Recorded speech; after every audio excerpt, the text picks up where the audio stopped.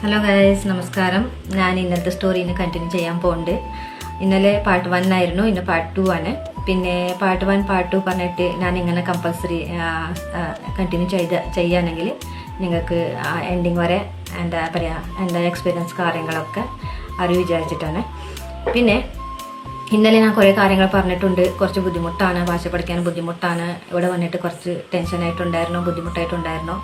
പിന്നെ കുട്ടികളെ കൊണ്ട്, എൻ്റെ ബുദ്ധി കൊണ്ട്, അപ്പോൾ എല്ലാ ആൾക്കാർ കൊണ്ട് ഞാൻ കുറേയൊക്കെ പഠിച്ച് വരാൻ കേട്ടോ. പഠിച്ചിട്ടില്ല, പഠിച്ച് വരാൻ അങ്ങനെ.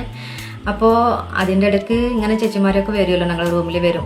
വന്നിട്ട് ഇങ്ങനെ നോക്കും, എന്താ പണിയെടുക്കുന്നത്, എന്താ ചെയ്യുന്നത്. പിന്നെ കുറേ കാര്യങ്ങൾ ചോദിക്കും. നാട്ടിൽ ആരൊക്കെ ഉണ്ട്, എങ്ങനെയാണ് അവിടുത്തെ സിസ്റ്റംസ് ഒക്കെ, എങ്ങനെയാണ് അവിടുത്തെ ഭക്ഷണം, എങ്ങനെയാണ്, ഇങ്ങനെയൊക്കെ ചോദിക്കും. അപ്പം ഞാൻ അവരോട് പറഞ്ഞു കൊടുക്കും. ഇങ്ങനെ കുറേ ഇങ്ങനെ തോണ്ടി കാണിക്കും. പിന്നെ ഇങ്ങനാണ് പറഞ്ഞിട്ട് കാണിച്ചു കൊടുക്കും. പിന്നെ അവർ കറികൾ എങ്ങനെ എൻ്റെ കറികളൊക്കെ ഉണ്ടാക്കുമ്പോൾ അവർ ടേസ്റ്റൊക്കെ നോക്കും. ഇടയ്ക്ക് വന്നിട്ട് ടേസ്റ്റൊക്കെ നോക്കും. പിന്നെ അങ്ങനെ ടേസ്റ്റ് നോക്കുമ്പോൾ എന്നോട് പറയും, എങ്ങനെ ഉണ്ടാക്കി ചോദിക്കും ചേച്ചിമാരൊക്കെ. അപ്പം ഞാൻ പറയും, പിന്നെ അല്ല ഞാൻ ഇങ്ങനെ കുറേ കാണിച്ചു കൊടുക്കും. പറയാൻ അറിയില്ലല്ലോ, സാധനത്തിൻ്റെ പേരല്ല, എന്തൊക്കെ അതിൽ ഇട്ടിട്ടുണ്ട് അതൊന്നും അറിയില്ലല്ലോ. അപ്പം ഞാൻ കുറേ കുപ്പികളെ കാണിച്ചു കൊടുക്കും. പിന്നെ ഇങ്ങനെ ഉണ്ടാക്കിയതൊക്കെ ഞാൻ ഇങ്ങനെ ഇതിട്ടു അതിട്ടു പറഞ്ഞിട്ടൊക്കെ കാണിച്ചു കൊടുക്കും. പിന്നെ അവർ പറയും, അങ്ങനെ ഉണ്ടാക്കിയല്ലേ പറയും.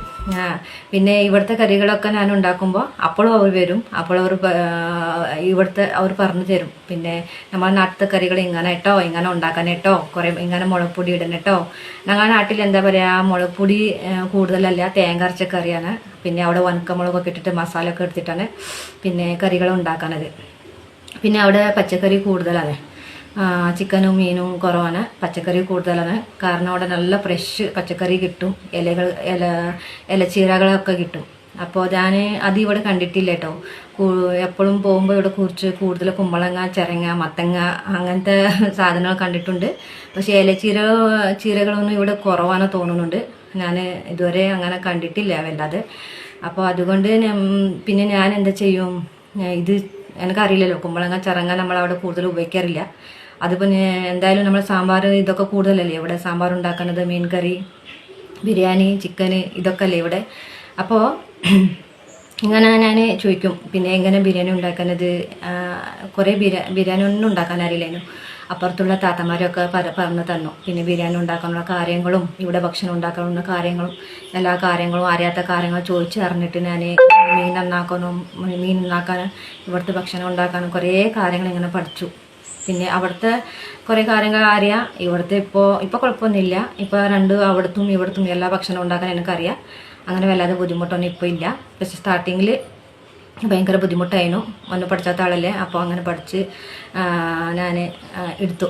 അപ്പോൾ ഒരു ദിവസം എന്തായി, പിന്നെ എൻ്റെ ഹസ്ബൻഡ് പൂള കൊണ്ടുവന്നിട്ട് ഇത് ഉണ്ടാക്കിക്കോ, ചായ കുടിക്കുമ്പോൾ ഉണ്ടാക്കിയിട്ട് കൊണ്ടുപോകാൻ ഞാൻ അപ്പുറത്തെ റൂമിൽ ഉണ്ടാവും പറഞ്ഞിട്ട് അപ്പുറത്തെ റൂമിൽ ഏട്ടനും ചേച്ചിമാരെയൊക്കെ ഇരുന്നിട്ട് TV കണ്ടിട്ട് ഇരുന്നിനവിടെ. പിന്നെ ഞാൻ ആയിക്കോട്ടെ പറഞ്ഞു. പിന്നെ തന്ന പൂള ഞാൻ എന്താ ചെയ്തു, നല്ലോണം കഴുകിയിട്ട് വലിയ പാത്രത്തിൽ ഞാൻ വെള്ളമൊക്കെ ഇട്ടിട്ട് വെള്ളത്തിൽ കുറച്ച് ഉപ്പൊക്കെ ഇട്ടിട്ട് ഞാൻ അടുപ്പത്ത് വെച്ചു. തോലൊന്നും കഴിഞ്ഞിട്ടില്ല കേട്ടോ, അടുപ്പത്ത് വെച്ചു. അപ്പോൾ അത് നല്ല വെന്തിട്ട് എന്താ പറയുക, ഇങ്ങനെ പൊടിയായി. എനിക്ക് അതൊന്നും പുള ആദ്യമായിട്ട് ഞാൻ ഉണ്ടാക്കാൻ പോവാനേ. ഞങ്ങളുടെ നാട്ടിൽ കുറച്ച് മധുര കഴിഞ്ഞാണ് അവിടെ ഉള്ളത്. അത് പിന്നെ ഞങ്ങളെ എപ്പോഴും ഇങ്ങനെ എന്താ പറയുക കഴുകിയിട്ട് അടുപ്പത്ത് വെച്ചാൽ മതി, തോൽ കഴിഞ്ഞിട്ട് തിന്നും, അങ്ങനത്തെ ഇതാണത്. അപ്പോൾ അതേമാതിരി ഞാൻ വിചാരിച്ചു. ഞാൻ പൂള ആദ്യമായിട്ട് കാണാം കേട്ടോ. പിന്നെ ആള് കൊണ്ടുവന്ന് തന്നു. പിന്നെ ഞാൻ ചോദിച്ചതും ഇല്ല, ഇത് എങ്ങനെ ചെയ്യാൻ പറഞ്ഞിട്ട് ആൾക്കും അറിയില്ല. പക്ഷേ ഞാൻ ചോദിച്ചിട്ടില്ല.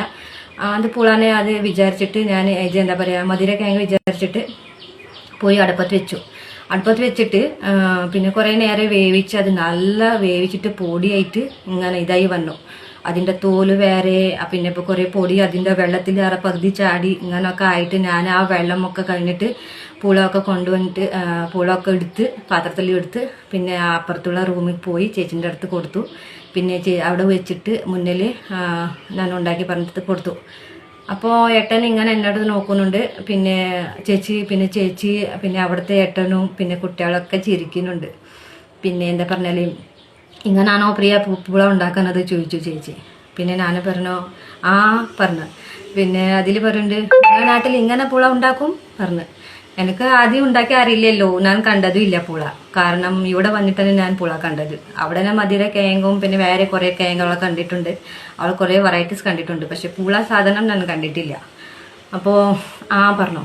അപ്പോൾ എല്ലാവരും ഉണ്ടല്ലോ ഇങ്ങനെ ചിരിക്കുന്നുണ്ട് അപ്പുറത്തിപ്പുറത്ത് മുഖം നോക്കിയിട്ട്.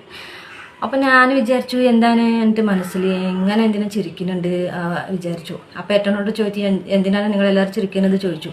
അപ്പം ഏട്ടനും ഉണ്ട് കൂടുതൽ ഇങ്ങനെ ചിരിക്കുന്നുണ്ട്. അപ്പം ഞാൻ പറഞ്ഞു നിങ്ങൾ എന്താണ് കളിയാക്കുന്നുണ്ടോ എനിക്ക് ചോദിച്ചു. അപ്പോൾ അവർ പറഞ്ഞു അല്ല നീ പുള എന്താ ഇങ്ങനെ ഉണ്ടാക്കി, ഇങ്ങനെ ഉണ്ടാക്കാൻ പാടില്ലല്ലോ പറഞ്ഞിട്ട്. ആൾക്കും അറിയില്ല കേട്ടോ ശരിക്ക്. പക്ഷെ ആൾ പറഞ്ഞത് ഇങ്ങനെ ഉണ്ടാക്കുമോ പുള ചോദിച്ചു. എനിക്കറിയില്ല, ഞാൻ അങ്ങനെ ഉണ്ടാക്കി പറഞ്ഞു.